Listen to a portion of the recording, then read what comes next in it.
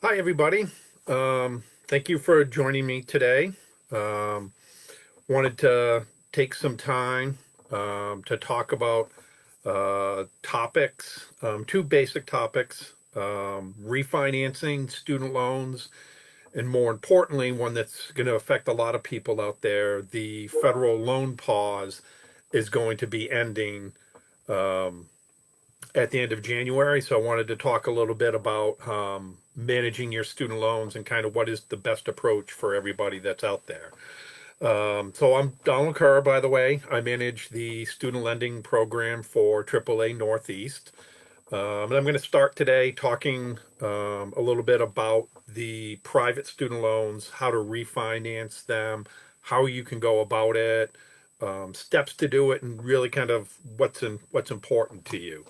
Um, I know I get these questions a lot, but basically, when it comes to private student loans, is it a good time to refinance? When it is a good time to refinance those? And because of everything that's going on in this country right now is absolutely the best time I've ever seen to look at refinancing private student loans. We're at historically low interest rates. So there's really no reason for anybody to at least take a look at this and explore whether this makes sense for them or not.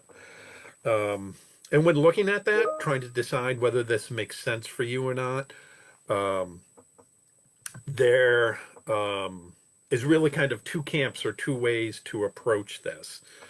And I'll break those down, and then I'll kind of go through a little bit about each one of those camps. But basically, you have to look at what your goals are for refinancing your student loan. Are you following into the first camp, which is basically the camp of somebody that I cannot afford my monthly payments? I'm in trouble financially and I need to do something to reduce that monthly obligation. That's one type of camp. The second main type of camp you're looking at is somebody who's okay with their monthly payments and the monthly amounts they're looking at. And they want to look at their overall cost of their loan and see how they can reduce the overall cost of that loan. Um, Both are very good goals to have sometimes, and there's things you can do to accomplish them. But you really need to know which camp you kind of fall into more to help you navigate through all the different choices that are out there. Because believe it or not, there are a lot of choices that are out there on how you can refinance and restructure your student loans. So let's take a minute to kind of look at that first camp. If you have private student loans and you want to refinance them because you need to reduce your monthly student loan payments. So with private student loans, you can take multiple loans, or if you only have one single student loan, that's fine. This applies as well. Basically, refinancing is going to be taking them, putting them all into one, getting a better interest rate.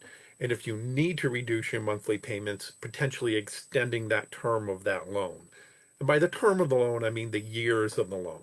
Most student loans default to 10 years.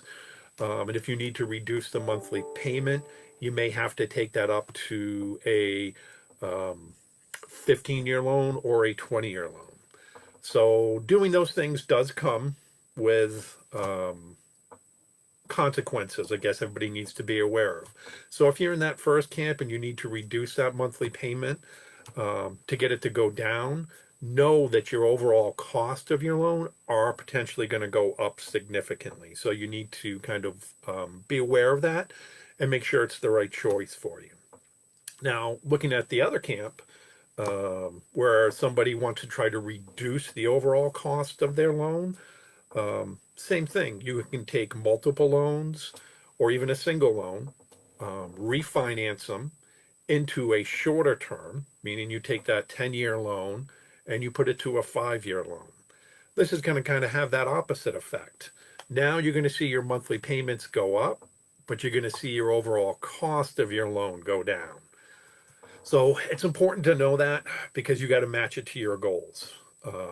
Now, those aren't the only two scenarios. There are definitely what I would call shades of gray in between those two options.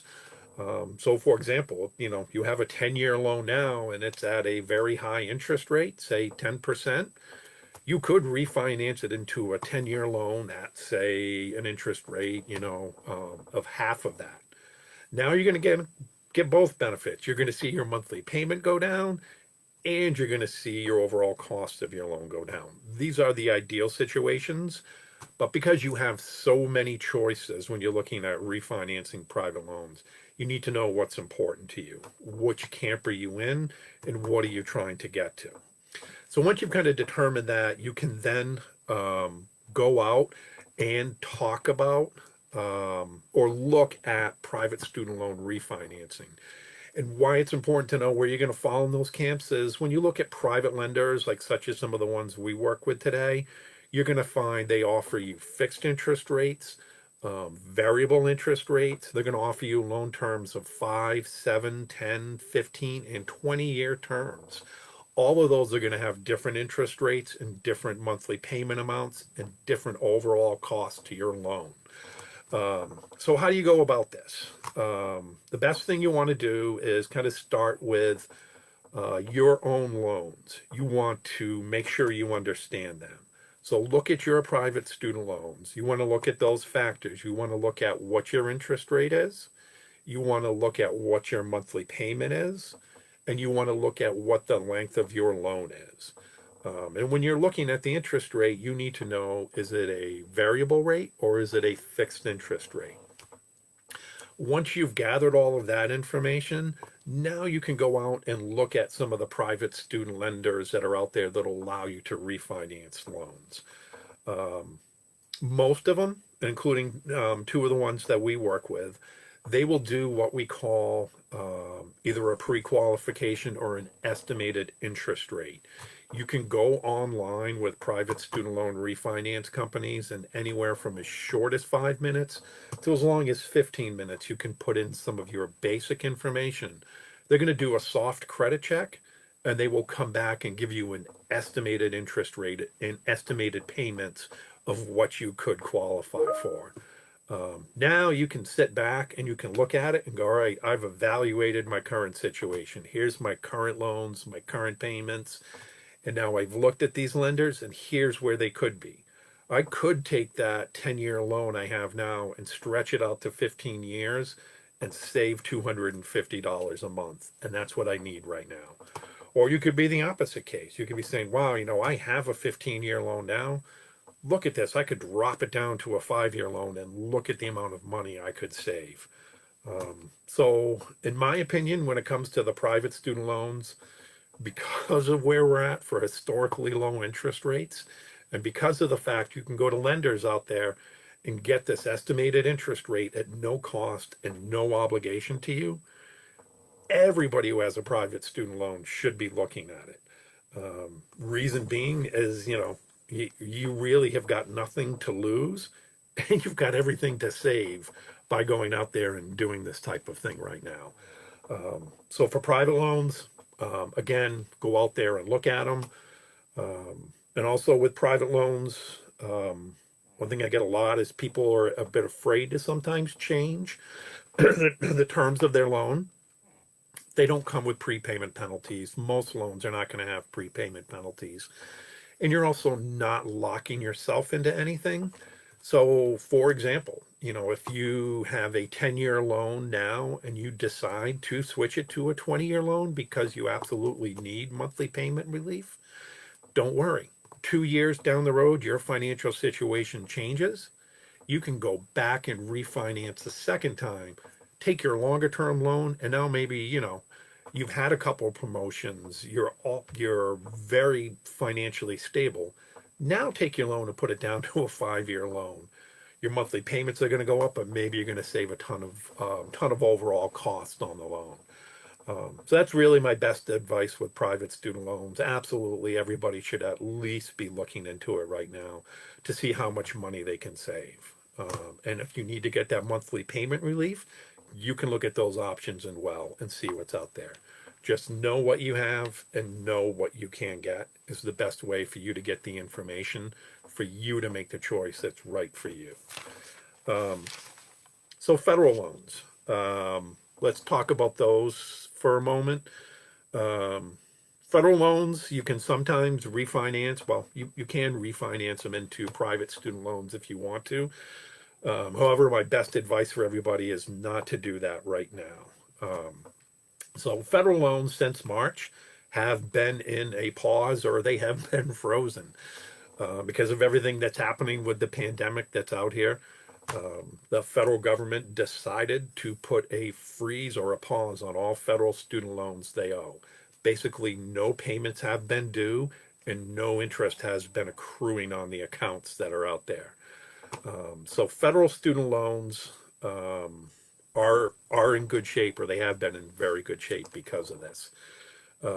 This was all as a result of the pandemic and the millions of people losing their jobs and needing help financially during this time. So the government stepped up to do something good for everybody. It's been extended a couple of times, but as of January, the end of January of this year, that federal loan pause is due to expire, and federal loans will go back into repayment as of right now. So I wanted to take some time next to talk about what are your options with federal student loans. What can you do now that this federal student loan pause is going to end? Also, the other thing to consider with federal student loans is there is a new administration coming in. They may continue this pause. They could extend this federal loan pause, 6 months, 9 months, 3 months, another year. They could also look to do even further federal student loan relief. Certainly, they have talked about it in the past, and you have heard several, initiatives announced and talked about, loan forgiveness and things like that.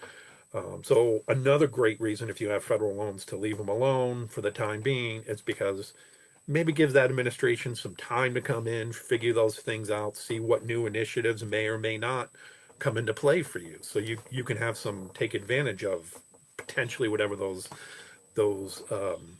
new assistance programs may look like. But either way, it looks like as of the end of January, these federal loans will go into repayment.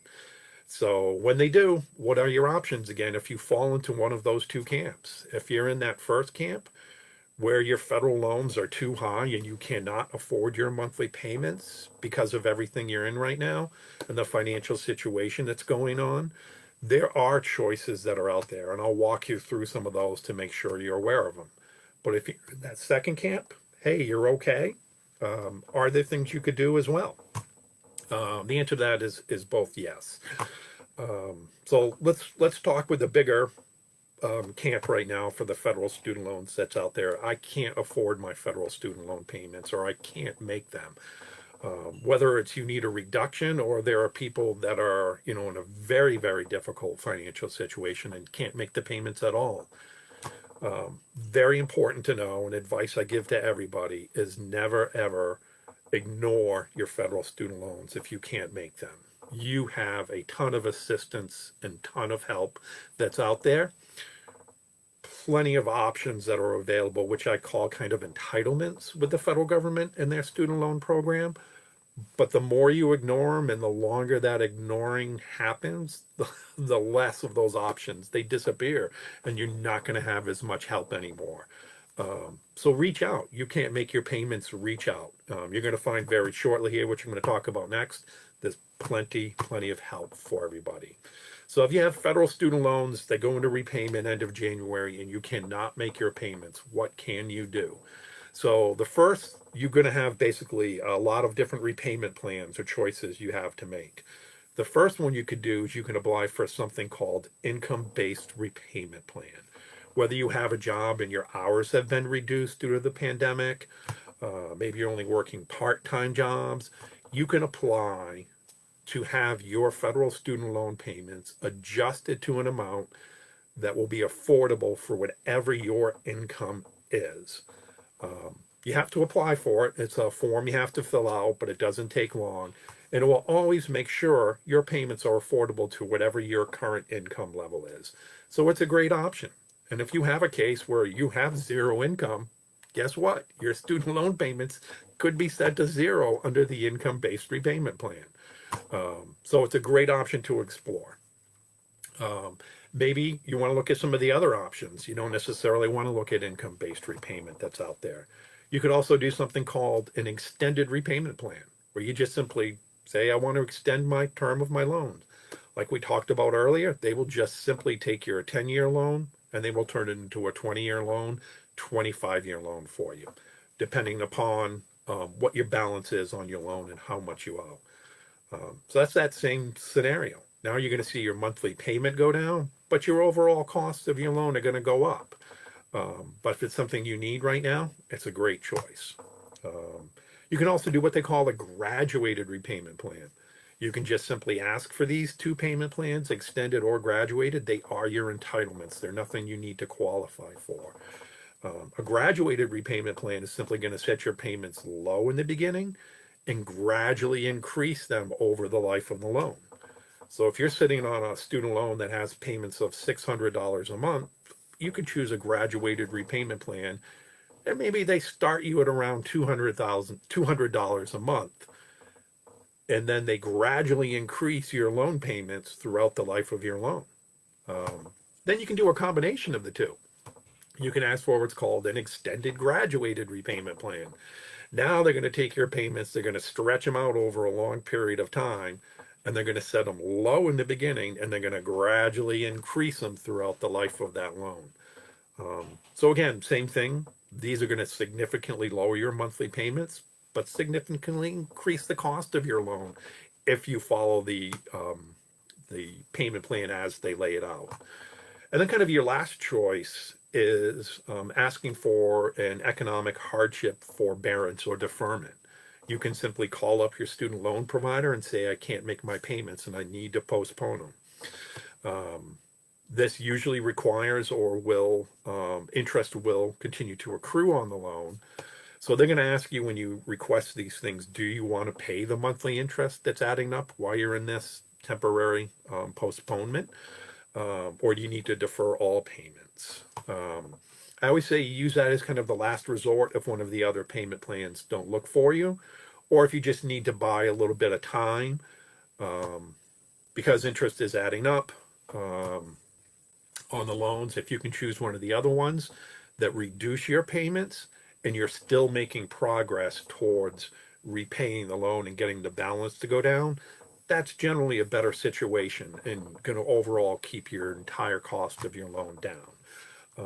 But those are your basic options to look at for federal student loans when they expire, other than your standard repayment term that you're going to default to. So when you're going to repayment and they say, here's what your payments are currently at, and you cannot afford them, no, you can apply for income-based repayment plan, an extended repayment plan, a graduated repayment plan, or an extended graduated repayment plan. Or worst case, if you absolutely need to do it, take an economic hardship forbearance or deferment and postpone the payments for a period of time altogether. So that's a lot of information to consider with federal loans. So how do you choose which one of those is right for you and which one of those is not? Because it can be confusing, believe it or not, the government, in my opinion, has done a very good idea of putting together a tool online. It's very interactive and very intuitive and tied towards what your goals are. They have a tool on their website where you can go in and they're going to ask you those questions. What are you trying to do? Lower my monthly payment. I am not working at this time. They're going to ask you a series of questions, and then they're going to guide you towards the repayment plans that best fit your responses to that series of questions. So it's a great tool to help you navigate your federal student loan and choosing what payment is best for you. You can do that right at studentaid.gov is the website to go to, and look under managed loans. And it's under their repayment simulator. My only word of caution I throw out with that calculator, with that tool right now, little unforeseen planning with the pandemic. The government kind of didn't foresee a 0% interest rate on their loans. So when you're using that tool right now, it's using a 0% interest rate. So it's not going to be 100% accurate until the loans go back into repayment after January. But it will still give you a very good estimate of what your payments are going to be. So you can see, hey, if I had a $300 payment, I can get it down to $100 a month, and that's okay with me. In reality, maybe it's a little bit different. Maybe it's 125 a month because your exact interest isn't showing right now. So as long as you're aware of that factor when you're using this tool prior to the 31st of January, it's a great estimate, but it's not going to be 100% accurate. After the 31st, it's going to be a little more accurate. Also, your student loan provider, which is your student loan servicing company, they can also provide you more accurate amounts when you're looking at this and the time comes. But know that those are your options, and never ever ignore the student loan if you can't make the payments. You have plenty of help, as you can see, to change your monthly payments. Same thing applied as we talked about earlier on the private student loans. There are no prepayment penalties with any of these choices. So do not fear that you're locking yourself into a 20 or 25-year loan. If you need that monthly payment relief of a 20-year loan because you have to, pay the bills and put the food on the table, make that choice now. But then same thing as I mentioned earlier, take a look at it a year from now. Is that still the right situation from you a year from now? And if it's not, you can change it. So if you started at $300 a month, you extended it out to 20 years on an extended repayment plan, dropped your payments down, a year later you're fine. Hey, start sending them $300 a month again. Send them $400 a month again. You can pay those loans off quicker, and you're going to reduce the cost of the loan. They cannot hold you responsible for paying 20 years of interest, but they absolutely have to disclose to you, if you take 20 years to pay it off, what will it cost you? So don't have that fear of choosing something now. You can go down the road. You can change it again by the amount you pay. You are kind of in control. So the only other thing with federal student loans I wanted to touch upon, it's very rare, but if you're that person that's financially stable right now, you don't care about your monthly payments, you have no problem making your monthly payments as they are. You want to, in fact, get aggressive and start to pay these loans off quicker, maybe within a couple of years, and try to pay them off. And you don't see any reason in the near future that you are going to be worried about your financial situation. If that's you and you have federal student loans that have high interest rates compared to what you can get on the market interest rates now, then absolutely you might be the person who could look at taking a federal student loan and refinancing it into a private student loan. But everybody else, I say, stay the course, know what you have with your loans, your federal loans, and what your options are, and give the new administration a couple of months to get settled and see what type of programs they can come up with to help you out even further than what they've done for the almost the past year now. So really, kind of my best advice overall is kind of what I mentioned earlier. Remember to always take a look at your loans on a yearly basis. Match them to what your financial situation is, and match them to what your goals are. And then go out and change them. Refinance them, extend the term, lower the term, look at what the market rates are and see if you can get lower. It's something you should always look at and manage. Unfortunately, student loans are something most people have long-term now. So when they are long-term debt and long-term loans, you should look at them on a yearly basis and see if they can be arranged. When you refinance private student loans and even everything I talked about with the federal loans, it's very important to note there is absolutely no cost out of pocket to you for doing any of these things. In fact, I put that as a red flag. If you're dealing with a private loan and you're dealing with some organization that says, yeah, I can do all this for you for a fee of $750, run. All this stuff you can do by yourself or with a little bit of assistance from somebody, all 100% free. So that's pretty much everything I wanted to cover today. Hopefully everybody can understand the importance or the timing of refinancing private student loans right now is absolutely something you should be looking at. And everybody with federal loans, with the federal loan pause ending, hopefully you understand better that you do have options out there to deal with those federal student loans when they go into repayment if you're still in a tough financial situation from everything that's happening right now. But if you do have additional questions, you can reach out to me at any point in time. I am very happy to assist you, walk you through any parts of the process that you need. You can also visit us online, aaa.com/financial aid, to learn more about the different products that we offer. I can also be reached at 888-422-2536. And we have student lending specialists standing by who can answer your questions. And I know I talked a lot today about the private student loans and how you can refinance those and the federal student loans. But because we're at such historically low interest rates, refinancing is something you should look at across the board. So if you have a mortgage, you should absolutely look at refinancing that mortgage. If you have an auto loan, you should absolutely look at refinancing that auto loan today.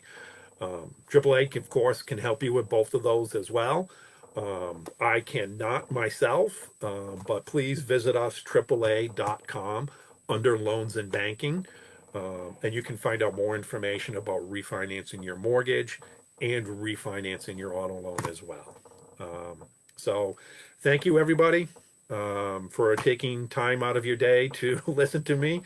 And again, if you have questions, my number 888-422-2536. Thank you.